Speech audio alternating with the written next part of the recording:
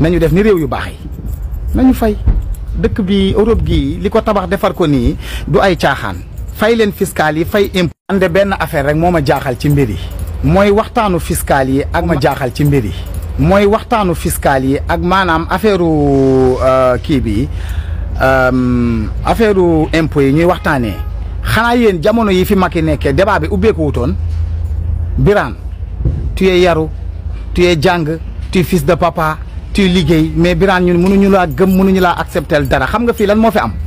mooy instant biñ toll nii la woon nekku na caaxaan yi jeex na ci dëkk bu baax la ñu nekk débat bi ubbeeku na fay leen impôts yi fay fiscal yi maanaam baa doole yi dundee seen alal punto et basta nekk di wër ci télé yi di lay naan yaa ngi ñuy jàngal na nga xam ne mooy fiscal su ma ko defee nii ñu pointé ko ñu jël salaire bi ñu jox ko ke ñun duñ la déglu wala buñ la dégloo sax duñ la dégg li am solo ñu bëgg koo dégg mooy borom doole yi nga xam ne nii samp nañ seen i entreprise ci dëkk bi nañu def ni réew yu baax yi nañu fay dëkk bi Europe gii li ko tabax defar ko nii du ay caaxaan fay leen fiscal yi fay